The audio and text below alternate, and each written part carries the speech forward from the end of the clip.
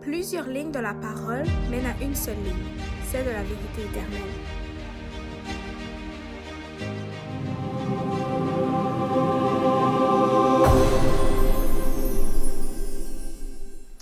Donc, j'espère que vous allez bien en cette journée de sabbat. Donc, aujourd'hui, nous sommes presque à la veille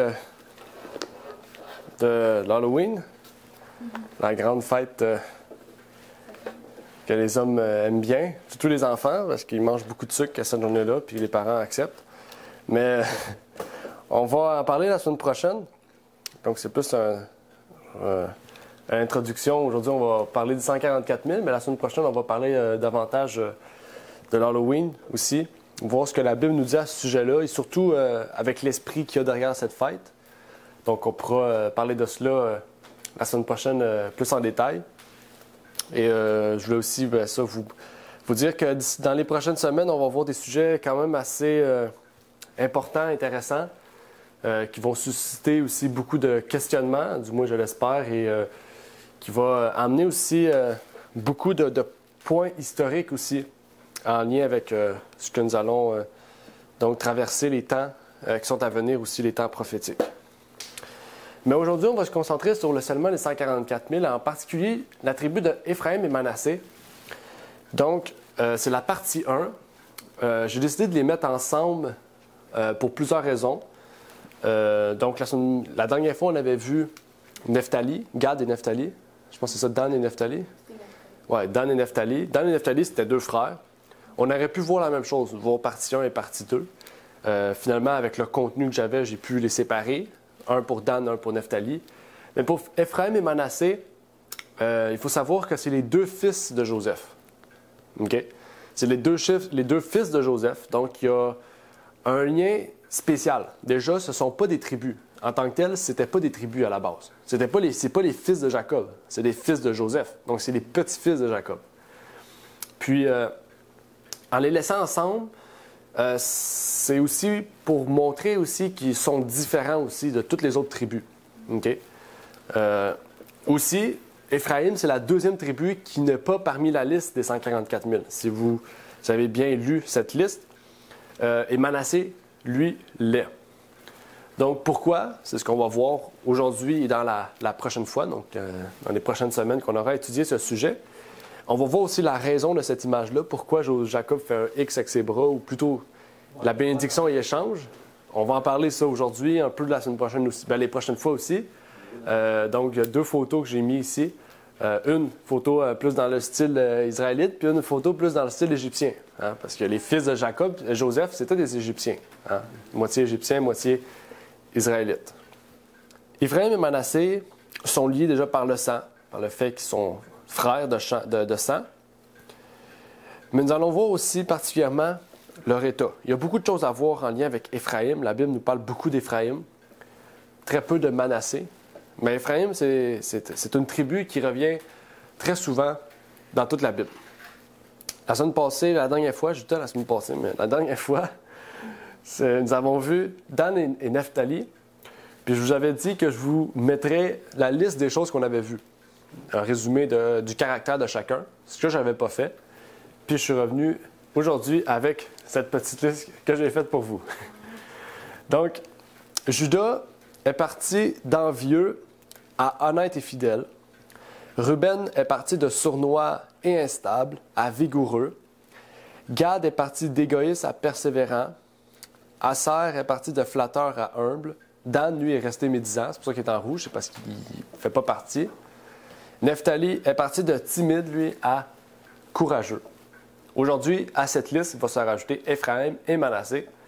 Donc, Éphraïm va être en rouge, puis Manassé va être en blanc. Donc, déjà, peut-être vous pouvez vous retrouver au travers de cette liste d'individus.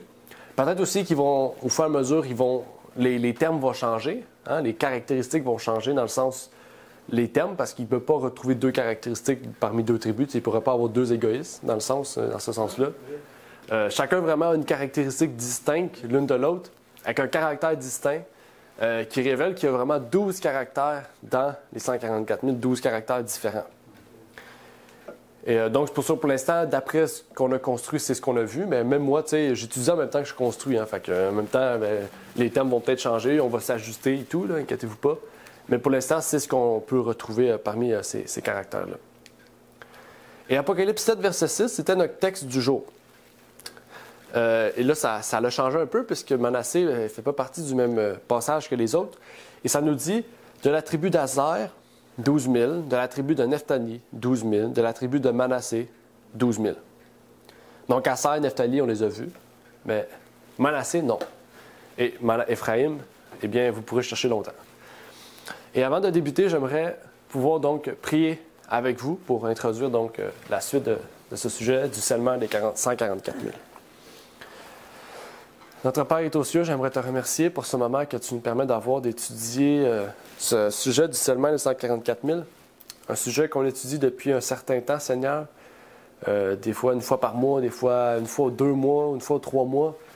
Mais c'est un sujet qui, plus on avance, plus qui nous permet d'étudier des caractères différents, des facettes d'individus différents qui vont se retrouver ou non parmi les 144 000, parmi le peuple, Seigneur, final des derniers temps. Et donc, que tu puisses nous permettre, au travers de ces histoires, de nous retrouver parmi ces gens, Seigneur, qui sont cités dans les 144 000. Que tu puisses nous permettre donc de pouvoir travailler sur nous-mêmes si nous ne sommes pas de cette liste pour que nous puissions en faire partie, Seigneur. Et donc, je te prie pour chaque individu, Seigneur, avec nous, soit homme, soit femme, Seigneur, qui puisse se retrouver au travers de ces tribus. Au nom de ton Fils Jésus-Christ. Amen. Qui était Éphraïm et Manassé? La Bible nous décrit ces deux individus dans le livre de Genèse, où dans la plupart du temps de cette série se retrouve la naissance de ces personnes et un peu aussi comment ces gens sont grandis, dans quel milieu ils ont grandi, qu'ils ont pu former leur caractère et recevoir la bénédiction que Jacob leur a donnée. Dans Genèse 48, 8 et 9, on peut y lire « Et Israël vit les fils de Joseph et dit, qui sont ceux-ci? Et Joseph répondit à son père, ce sont mes fils que Dieu m'a donnés ici. Alors il dit, amène-les-moi, je te prie afin que je les bénisse. Qui étaient Éphraïm et Manassé? C'est un peu la question que Jacob a posée. Qui sont ces gens? Okay. Il a posé une bonne question. Qui sont ces gens? Jacob aurait pu peut-être se poser, étaient-ils des esclaves? Étaient-ils ses serviteurs? Étaient-ils ses fils? De toute évidence, ce n'étaient pas les fils littéraux à Jacob. Logiquement, la bénédiction n'aurait pas dû avoir lieu. Puisque Jacob, Éphraïm et Manassé ne sont même pas les fils de Jacob. La question qu'on pourrait se poser, c'est pourquoi Jacob est allé jusqu'à les bénir? Si les fils de Joseph n'étaient pas les fils littéraux de Jacob. C'est un aspect très important qu'on va étudier au cours de ces deux parties-là. C'est une histoire qui est quand même assez particulière quand on arrive à ce niveau de notre étude sur Éphraïm et Manassé, en particulier les 144 000. Mais surtout, ce qui est intéressant, c'est ce que la Bible nous déclare un peu plus tôt dans Genèse 48 au sujet de ces deux fils de Joseph. Ça nous dit, « Et maintenant, tes deux fils qui te sont nés au pays d'Égypte, avant que je vinsse vers toi en Égypte, sont à moi. Éphraïm et Manassé seront à moi comme Ruben et Siméon. » Pourquoi prendre Ruben et Siméon pour les comparer à Éphraïm et Manassé? Ici, c'est Jacob qui parle. Il dit, « Tes fils seront mes fils. Avant même que je vins en Égypte, tes fils étaient mes fils. Tes deux fils Joseph m'appartiennent. » Jacob déclare ici qu'Éphraïm et Manassé sont à lui et qu'ils vont faire partie de la bénédiction qui va être donc découlée dans les 12 tribus d'Israël. C'est-à-dire qu'Éphraïm et Manassé vont faire partie du processus du sanctuaire, du processus de l'établissement du royaume, des promesses qui sont jointes. C'est important, ça. Pour Joseph, ça devrait être, pas une gloire, mais c'est une joie de voir ses fils d'Égypte faire partie d'Israël. Et on remarque que ces deux individus-là vont vraiment avoir une naissance, un héritage, un caractère très différent, ou du moins à une échelle différente de tous les autres fils. Pourquoi? Parce qu'ils ne sont pas nés dans le même milieu, en fait. Jacob avait 4 femmes. 2 femmes, 2 servantes. On pourrait dire 2 femmes, 2 concubines. Joseph avait une femme. Mais ils ne sont pas nés en Israël, ils sont nés en Égypte. Donc ses fils sont nés dans un milieu païen. Pourtant, ayant la connaissance de Dieu et des dieux d'Égypte. Et ça, c'est un tout autre milieu.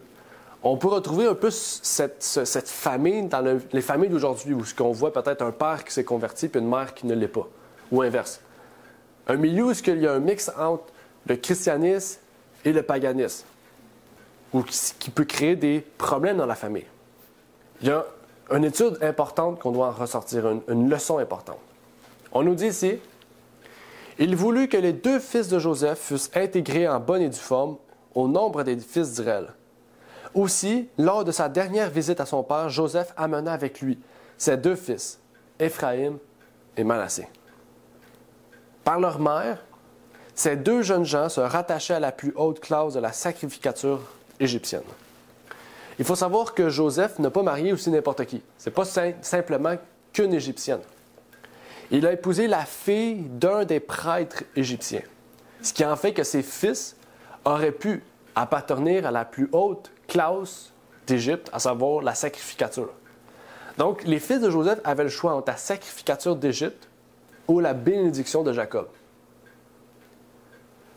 C'est un choix important, un choix décisif, un choix aussi qui, dans les 2 cas, allait être totalement différent. Parce que Jacob n'était pas riche. Hein. La preuve, c'est qu'il est allé en Égypte tellement qu'il était pauvre. Tellement qu'il aurait pu mourir dans cela, mais Dieu a prévu sauver son peuple en les amenant en Égypte. Qu'est-ce que ses fils ont choisi? Qu'est-ce qu'ils n'ont pas choisi? Bien, vous connaissez la suite un peu. Si on retrouve Éphraïm et Manassé parmi les tribus, c'est qu'ils ont choisi Dieu plutôt que la sacrificature d'Égypte. Et ça, c'est très important. Ces enfants auraient pu recevoir un héritage important, un héritage grand face à ce que leur mère aurait pu leur apporter. Non seulement une lignée riche, reconnue, avec du succès politique, mais aussi un sacerdoce royal, mais païen. Ils auraient pu choisir les 2. La servante nous en parle en détail de ce choix-là qu'ils auraient pu prendre. S'ils avaient voulu choisir la nationalité maternelle, la position de leur père leur aurait ouvert toute grande la voie de la richesse et des honneurs. Mais Joseph, qui adhérait fermement aux promesses de l'Alliance, désirait que ses fils s'unissent à la famille de son père et que, renonçant à toutes les distinctions que leur offrait la cour d'Égypte, ils viennent prendre leur place parmi les tribus de bergers auxquels les oracles de Dieu avaient été confiés. Et ça, c'est important pour Joseph. Si on aurait été en 2023, ses fils auraient dit « Papa, je suis libre. Moi, je choisis la voie de la richesse. » OK? Mais Joseph, étant le prêtre, le père de la famille, hein, bibliquement, voulait le mieux pour ses enfants. Au lieu d'être des oracles d'Égypte, il a voulu que ses fils soient des oracles de Dieu, des bergers parmi les tribus. Cela pourrait correspondre pratiquement à l'expérience du peuple de Dieu d'aujourd'hui. Un peuple qui est pauvre, affligé, dans tous les sens du terme. Un peuple qui vient de ce genre de milieu. Dans le sens, Dieu se choisit un peuple qui peut-être, oui, avait des richesses, peut-être qu'il y avait une pauvreté, dans les 2 cas, des 2 extrêmes, mais qui décide de tout délaisser pour suivre le Seigneur. C'est un peu l'exemple d'Éphraïm et Manassé. Ils ont choisi Dieu face à la richesse et les honneurs. Quelle que soit la richesse de ce peuple d'Israël, comme les fils de Joseph et les tribus qui en sont issus, ils sont arrachés à la position élevée et hautaine du monde pour devenir le peuple le plus méprisé de la terre, mais en particulier le peuple de Dieu, à savoir Israël. Mais la bénédiction de ces 2 fils était plus grande que la simple fait d'être des enfants de la gloire égyptienne. Alors qu'ils étaient officiellement intégrés à l'Israël de Dieu, quel était leur privilège? Qu'est-ce qu'ils avaient de spécial dans la bénédiction de Jacob? Qu'est-ce qu'il y avait de spécial? Qu'est-ce que Joseph leur avait promis? Parce c'est sûrement pas l'honneur et la richesse. On le sait, c'est pas ça. Puisqu'on voit la différence entre les 2. Mais en contrepartie de l'honneur et de la richesse, qu'est-ce que Dieu leur avait promis par l'entremise de Jacob et sa bénédiction. Et Israël avança sa main droite et la mit sur la tête d'Éphraïm, qui était le cadet, et sa main gauche sur la tête de Manassé. Donc, ils ont inversé. C'est pour ça que l'image représente l'inversion des mains. Il posa ainsi ses mains de propos délibérés, car Manassé était l'aîné. Et il bénit Joseph et dit que le Dieu devant la face duquel ont marché mes pères, Abraham et Isaac, le Dieu qui a été mon berger depuis que j'existe jusqu'à ce jour, que l'ange qui m'a délivré de tout mal bénisse ses enfants et qu'il porte mon nom et le nom de mes pères Abraham et Isaac et qu'il multiplie très abondamment la terre. Telle fut la bénédiction accordée à ses 2 fils. Ils devaient être nommés sous le nom d'Israël. Ils firent donc partie des 12 tribus d'Israël par le décret de la bénédiction de Jacob. Ce qu'il faisait lorsqu'il croisait ses mains pour bénir ses 2 fils, comme vous voyez à l'image et les 2 images du départ, de sorte que sa main droite tomba sur Éphraïm, le cadet, et la main gauche sur Manassé, l'aîné. Et Joseph a dit, « Wow, qu'est-ce qui se passe? » Habituellement, c'est l'aîné qui reçoit la plus grande bénédiction. Dans toutes les maisons d'Israël, dans toute l'histoire de la Bible, l'aîné a toujours la place principale. Mais pourtant, Jacob a inversé les mains. La main droite. Exact. Donc, il a mis la main droite, la main de l'aîné, sur le cadet. Et ça, c'est particulier. C'est particulier parce que ça met un privilège spécial sur Éphraïm. Et on nous le dit un peu plus loin, dans Genèse 48, ce privilège spécial qu'il a reçu.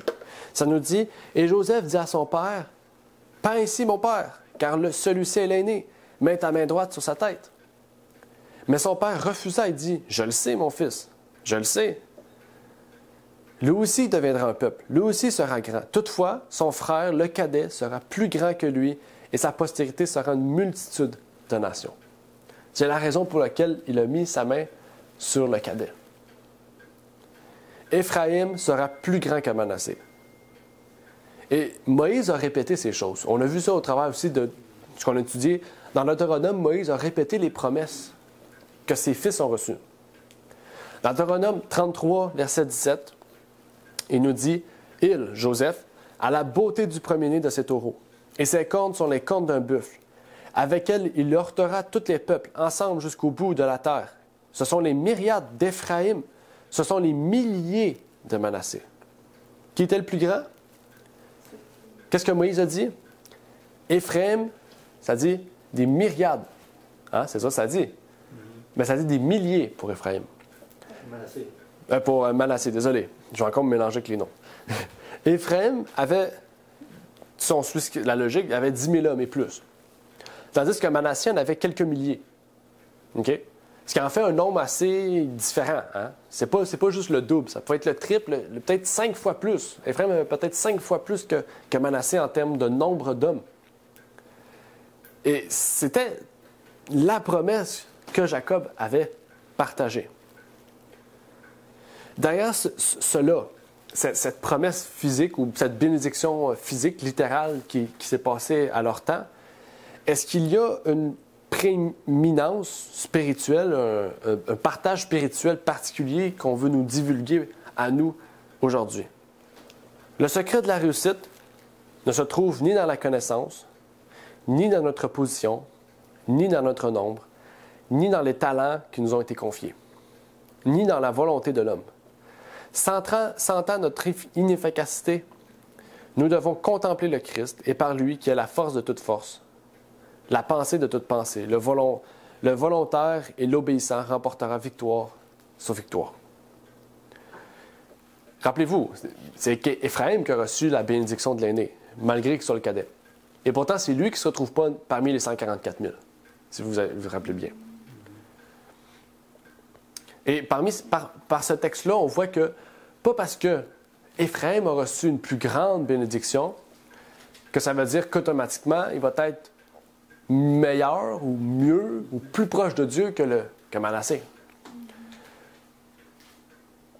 Bien qu'Éphraïm a été richement béni, elle a été bénie beaucoup plus que Manassé. Ce n'est pas le nombre de bénédictions qui fait une meilleure personne. En fait, il n'y a pas de puissance spirituelle derrière une bénédiction. Nécessairement. Hein. Oui. Comme il est dit, ce n'est pas dans le nombre ou dans les talents qui nous sont confiés que se trouve notre succès automatiquement, mais dans le sentiment de notre efficacité, dans le fait qu'on se reconnaît notre faiblesse, malgré les bénédictions que Dieu nous fait, qu'on peut se concentrer sur Christ et donc fortifier nos talents. Les vainqueurs qui entreront par la porte du ciel, de la Nouvelle Jérusalem, sont ceux qui ne sont pas nécessairement plus nombreux. C'est la bénédiction spirituelle qui compte et qui se trouve dans quoi exactement? Dans le sentiment profond de notre grand besoin. En ressentant notre inefficacité, nous devons contempler le Christ. Et c'est par lui que nous pourrons remporter ces victoires. La bénédiction d'un plus grand nombre n'était donc pas le problème. C'était la façon dont nous allons utiliser ces choses. Le vivre, en fait. Et c'était là les caractéristiques d'Éphraïm auxquelles nous devons voir, comprendre sur le fait que Éphraïm a reçu plus de bénédictions de Manassé. Mais qu'est-ce qu'il en a fait avec ça? Qu'est-ce qu'il a fait avec ces bénédictions?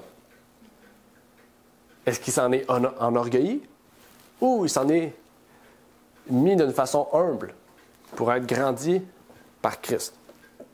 Éphraïm regorge de sujets. Dans toute la Bible, on parle souvent d'Éphraïm. Vous prenez le livre de Osée. Osée, c'est le livre par excellence qui parle d'Éphraïm, en fait. Et Manassé, pourtant, on a peu de choses. On a très peu de choses. Mais pourtant, l'un fait partie et l'autre non.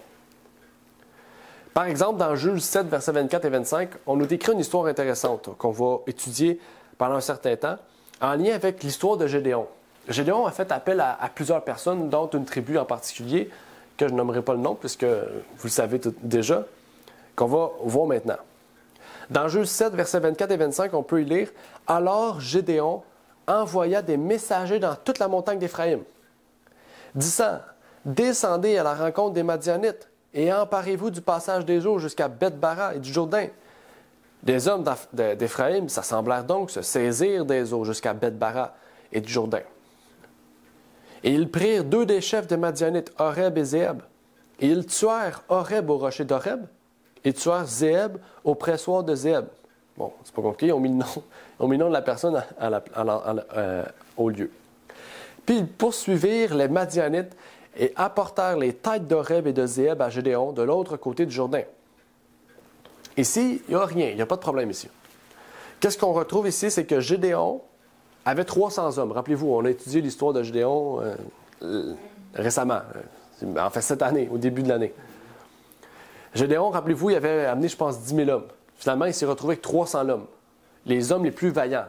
Okay? Quand on dit vaillants, c'est les plus courageux, vraiment qui sont les plus proches de Dieu. Il les a pris, il est allé à la guerre, il a gagné. Mais il y a des personnes qui ont fui, dont 2 rois. Et qu'est-ce que Gédéon a fait? Gédéon a dit, « Hey, les Éphraïnites, vous pourrez aller chercher les Madianites pour nous. Ramenez-moi la tête de ces rois. » Puis c'est ce qu'ils ont fait. Ils sont allés, ils ont poursuivi, ils ont tué, ils ont amené la tête des rois à Gédéon. Pour l'instant, rien de mal n'a été fait. Okay? Tout a été fait correctement, selon la volonté du Seigneur, bien sûr. Les enfants d'Éphraïm, c'était des gens qui aimaient se battre. En fait, les Israélites aimaient se battre pour Dieu, en fait. Défendre leur titre, défendre le nom de Dieu, parce qu'Israël, ça représentait Jacob réellement. Puis si on utilise Éphraïm ici, c'est vraiment pour nous partager cette importance-là. Mais c'est après. Qu'est-ce que Gédéon, ou plutôt, qu'est-ce que les gens d'Éphraïm ont dit suite à cette bataille-là, suite à avoir ramené les têtes? Ils ont dit, alors les hommes d'Éphraïm dirent à Gédéon, « Pourquoi nous as-tu fait ceci, de ne pas nous appeler quand tu es allé à la guerre contre les Madianites? » Et ils le querellèrent avec violence. Qu'est-ce qu'ils ont fait ici? Quelles caractéristiques qu'ils ont montrées? Ici, c'est important parce qu'il y avait la guerre. Il y avait la guerre d'Israël contre les Madianites, Gédéon contre les rois de Madianites. Qu'est-ce que Gédéon fait? Il les a appelés après avoir gagné. Éphraïm a dit, pourquoi tu t'as fait ça? Nous, on voulait nous battre avec toi. Pourquoi tu nous appelles à la fin? C'est parce on est des moins que rien? Tu nous appelles? Chez les deux rois. C'est ça. On est des moins que rien, on sert à rien. Tu nous as pas appelés pour la guerre. Dans le fond, qu'est-ce qu'il voulait? C'est avoir la première place. C'est qu'il voulait être dans la guerre puis dire on a gagné la guerre. Bien, c'est pas ça qui est arrivé. Eux, ils ont poursuivi des gens qui couraient. Et ils trouvaient ça vraiment décevant.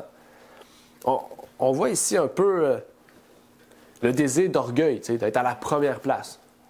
Le désir de contrariété, ça dit querellaire avec violence. Là. C'est pas juste le fait de discuter, de chercher à comprendre. Non, quereller avec violence, quand on voit le mot violence, c'est que vraiment, il y a une pression physique peut-être même à ce niveau. La question qu'ils ont dit me démontre cela. Pourquoi nous as-tu appelés les derniers? L'orgueil. Mais Gédéon était rempli de l'Esprit Saint. Regardez ce qu'il a dit. Qu'ai-je fait en comparaison de vous? Les grappillages d'Éphraïm ne valent-ils pas mieux que la vendange d'Abiézer? Dieu a livré entre vos mains les chefs des Madianites, Oreb et Zéeb. Qu'ai-je pu faire en comparaison de vous? Et leur esprit fut apaisé envers lui quand il leur dit ces paroles. Gédéon avait les bons mots. Mais pourtant, Éphraïm a révélé cet héritage d'orgueil au point de soulever de la violence. Nous voici. Vous nous utilisez en dernier. Pourquoi ne pas nous avoir amenés au cœur de la bataille dès le départ? Pourquoi nous avoir amenés pour ramasser les poubelles? C'est presque ça. T'sais, pour eux, c'est ça. Hein? C'est ça qu'il dit. Il leur a dit, tu sais, nous, on s'est battus, on n'a même pas pu tuer les rois. Puis c'est Dieu qui vous a livré les rois entre vos mains. C'est plus impressionnant de tuer un roi que de tuer toute une nation, dans le sens tous les soldats. C'est ça que Gédéon dit. T'sais, pourquoi vous capotez? Vous avez, comme tu as dit, la série sur Sunday, vous avez le plus important du gros lot. T'sais. Avoir les têtes des rois, le peuple serait « Ah oui, on a gagné! » Les rois même ont été vaincus. T'sais. C'est là qu'ils ont été apaisés. Mais ici, on voit que Gédéon, Éphraïm, les gens d'Éphraïm donnaient du fil à retordre à Gédéon. Ils avaient un ego, un regain d'ego face à ça. Regarde-toi, tu as fait plus que ce que nous avons fait. Tu as détruit toute une nation, puis nous, on a pris juste deux petits hommes qui s'enfuyaient. Eux, c'est comme ça qu'ils voyaient ça, qu'ils percevaient la situation. Un peu plus loin dans l'histoire de l'Ancien Testament, Dieu se lamente sur Éphraïm. Il se lamente plusieurs fois sur lui. Dieu connaît le cœur de ce peuple. Il prévoit déjà ce qui va se passer. Il sait déjà ce qui va arriver. Mais Dieu fait appel à ce peuple, spécialement dans Jérémie. Il nous dit, « Éphraïm, est-il pour moi un enfant chéri, un enfant de prédilection?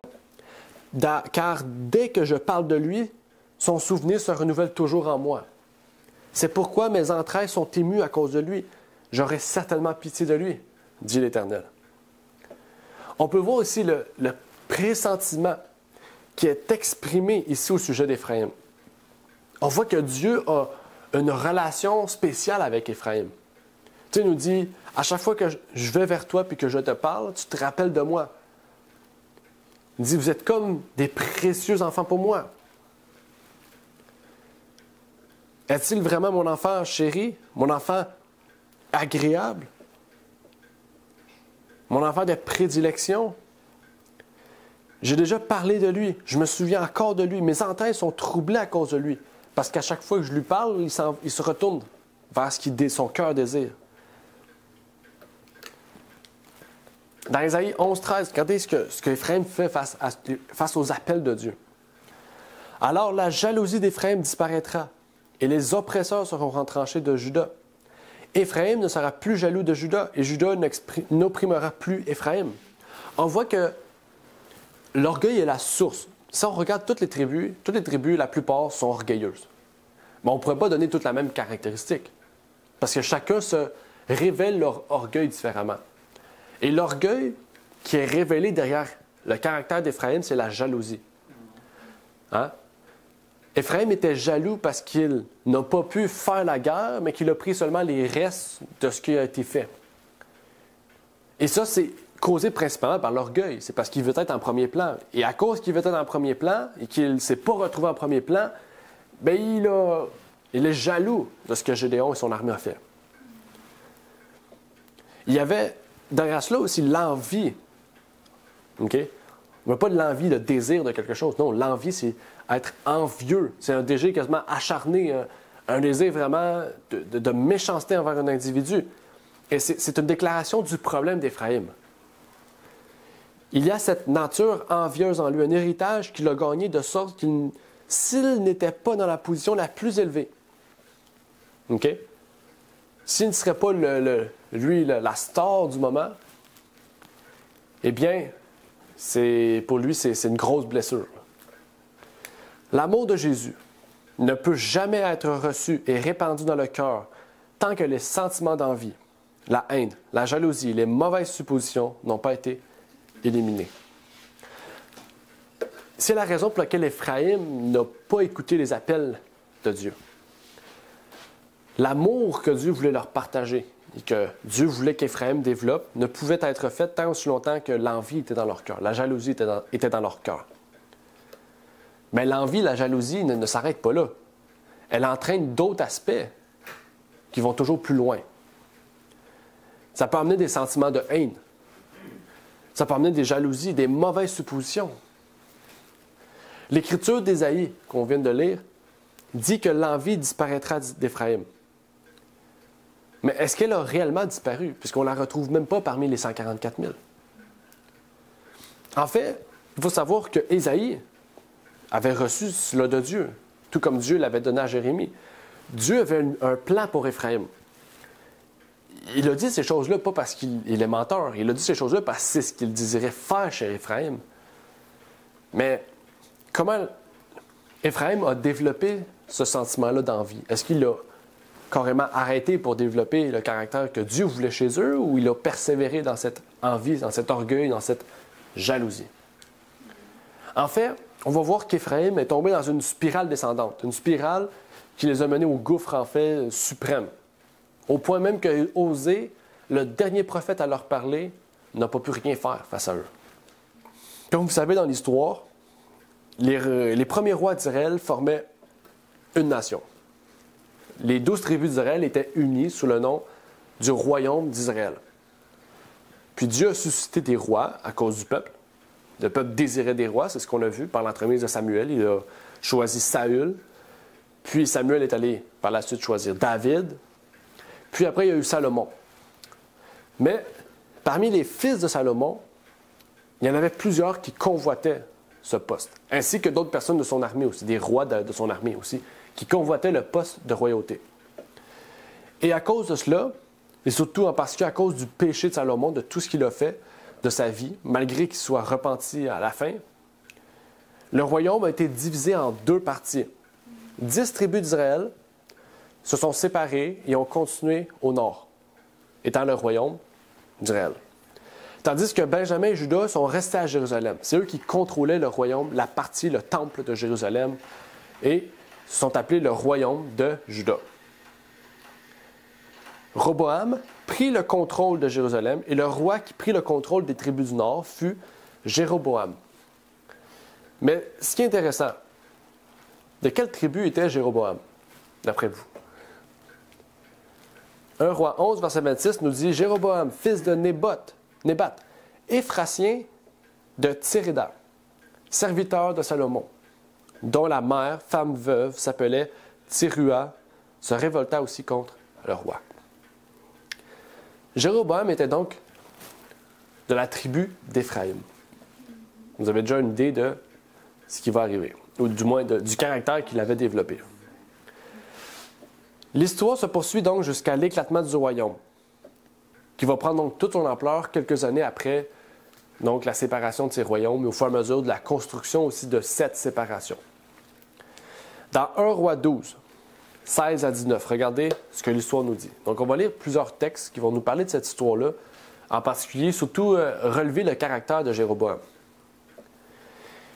Ça dit « Et quand tout Israël vit que le roi ne les écouta pas, le peuple fit cette réponse au roi. Quel part avons-nous avec David? Nous n'avons point d'héritage avec le fils d'Isaïe. À tes tentes, Israël. Maintenant, David, pourvois ta maison. Ainsi, Israël s'en alla dans ses tentes. Mais quant aux enfants d'Israël qui habitaient les villes de Juda, Roboam régna sur eux. Cependant, le roi Roboam envoya Adoram, qui était préposé aux impôts. Mais tout Israël le lapida, il mourut. OK? Et le roi Roboam se hâta de monter sur son char pour s'enfuir à Jérusalem. C'est ainsi qu'Israël s'est rebellé contre la maison de David jusqu'à ce jour. Ça dit, nous avons qu'ils ont été interrompus en tant que peuple fidèle à Dieu. Et cela sous la direction de Jéroboam. Jéroboam s'est rebellé donc contre la maison de Juda. Il s'est rebellé contre le roi qui était en place, hein? Roboam.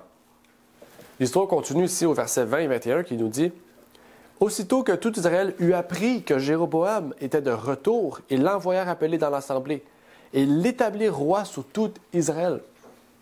Aucune tribu ne suivit la maison de David, que la seule tribu de Juda. Roboam étant arrivé à Jérusalem, assembla toute la maison de Juda et la tribu de Benjamin, 180 000 hommes de guerre choisis pour combattre contre la maison d'Israël, pour ramener le royaume à Roboam, fils de Salomon. » Donc, ce qu'on comprend bien, Roboam était fils de Salomon, mais Jéroboam était serviteur de David. OK?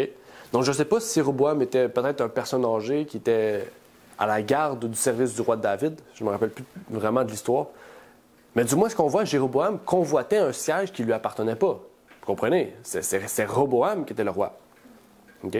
Jéroboam convoitait quelque chose. Ça ne nous fait pas penser à Éphraïm? Il voulait être à la première place du royaume.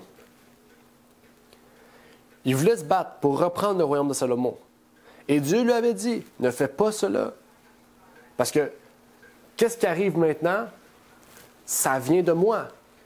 Donc, si tu vois la guerre, tu vas détruire ce que moi j'ai prévu pour le royaume.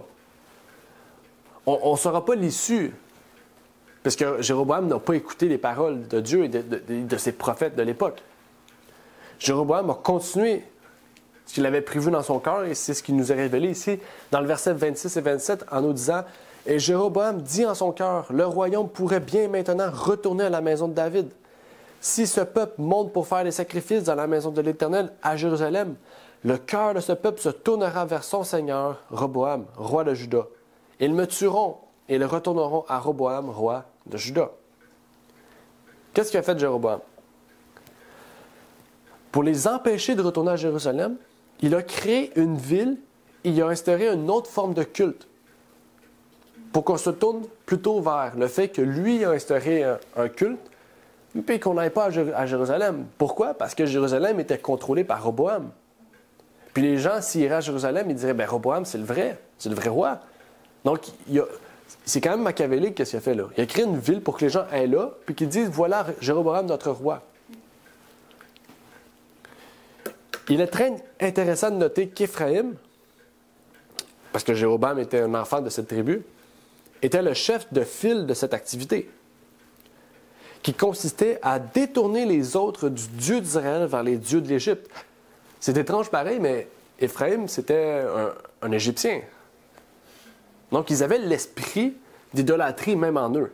Ils étaient prêts à aller jusque-là pour avoir la gloire sur eux, pour avoir ce qu'ils recherchaient dans le fond. Exactement. L'infiltration de la mentalité de la prêtrise d'Égypte affectait Éphraïm.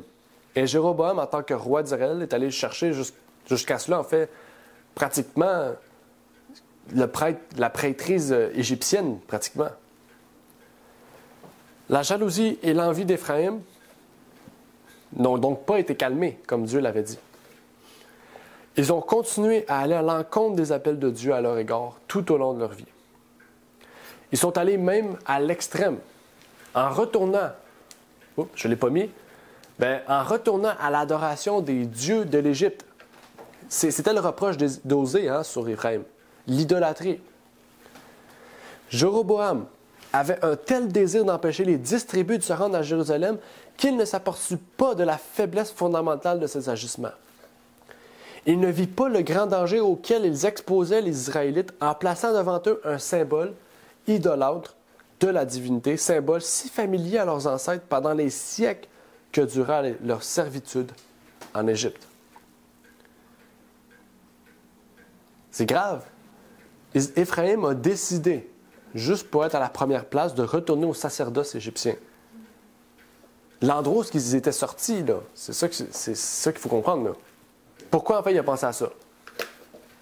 Son récent séjour dans ce pays aurait dû cependant lui faire comprendre combien il était imprudent de placer devant le peuple de telles idoles. Jéroboam venait de faire un voyage en Égypte.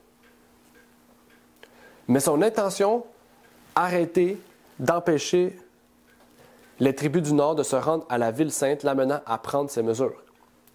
Assez longtemps vous êtes monté à Jérusalem, dit au peuple, Israël, voici ton Dieu qui t'a fait sortir du pays d'Égypte. Les Israélites étaient ainsi invités à se prosterner devant des idoles, ce qui constituait une étrange manière d'adoration. On s'en va vers la fin de la première partie, mais ce qu'on voit, c'est qu'Éphraïm était vraiment en train de dégénérer, en fait. Lui, il pensait qu'il progressait, hein? Puis pourtant, il dégénérait. Alors que nous voyons la tribu d'Éphraïm s'engager sur cette voie, en même temps que les 9 autres. Okay? Parce que lui, Éphraïm, a pris la tête devant les 9 autres tribus pour les amener dans ça. Là. C'est ça que vous devez considérer ici. Nous devons élargir la considération de Dieu sur l'envie, la jalousie, l'orgueil que Éphraïm avait, qui les conduit sur le chemin de la perte totale de leur position.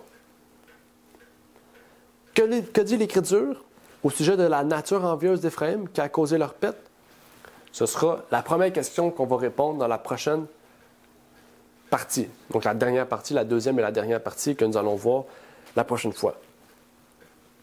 Il nous reste plusieurs choses à voir sur Éphraïm. Comme je vous ai dit, il y a plusieurs histoires sur la situation d'Éphraïm, sur le caractère d'Éphraïm et sur comment, en fait, ils ont dégénéré jusqu'au point d'être des idolâtres presque toute leur vie. Comme je vous ai dit, Osée, le dernier prophète, des petits prophètes de la Bible, quasiment le dernier prophète de la Bible, dans l'Ancien Testament, nous parlait encore d'Éphraïm comme des idolâtres. Ça va vous montrer, en fait, qu'ils n'ont jamais vraiment changé, en fait. Et c'est la raison pour laquelle ces gens ne se retrouvent pas parmi les 144 000. Donc, j'espère que cette première partie a pu vous permettre de mieux comprendre le caractère d'Éphraïm et de surtout pouvoir chercher, si vous vous considérez comme des gens jaloux, peut-être des autres, de la position, du travail, de ce que les autres ont eu comme bénédiction, de pouvoir vraiment subir une transformation et d'être comme des Manassés, non pas comme des Éphraïm. Parce qu'Éphraïm ne change pas, mais Manassé a changé. Hein, Éphraïm est né dans la même situation qu'Éphraïm. Manassé est né dans la même situation qu'Éphraïm. Mais les deux ont graduellement changé, un vers le pire et l'autre vers le mieux. Donc que Dieu nous vienne en aide et qu'il puisse nous permettre de rechercher à nous rapprocher davantage du Seigneur. Donc amen. Prions. Notre Père qui est aux cieux, j'aimerais te remercier pour ce moment que tu nous permets d'avoir, de pouvoir partager ce sujet du scellement des 144 000 sur Éphraïm et Manassé. Tu nous permets de mieux comprendre ce que tu veux nous faire voir, Seigneur, au travers de l'histoire de ces deux tribus, dont l'une s'est retrouvée parmi les 144 000 du livre de l'Apocalypse, le dernier livre, Seigneur, qui nous permet de découvrir des sujets si cruciaux et importants, dont celui des 144 000. Que tu puisses nous permettre que notre caractère, Seigneur, d'avant, le caractère de la chair, puisse être revêtu du caractère du ciel, Seigneur. Que nous puissions être transformés par ta grâce, par ta force et par ton esprit, Seigneur, toujours plus près de toi. Que nous puissions mettre de côté notre Éphraïm pour nous revêtir de cette tribu de Manassé, Seigneur. Nous aurons encore à lire plus en profondeur dans ce sujet, Seigneur, des tribus d'Éphraïm et Manassé, que tu puisses nous permettre que ces choses nous amènent à nous rapprocher de toi, chacun ici présent, et que nous puissions faire partie des 144 000, Seigneur. Donc, je te prie pour ces choses, pour chaque personne ici présente, au nom de ton Fils Jésus-Christ. Amen. Amen.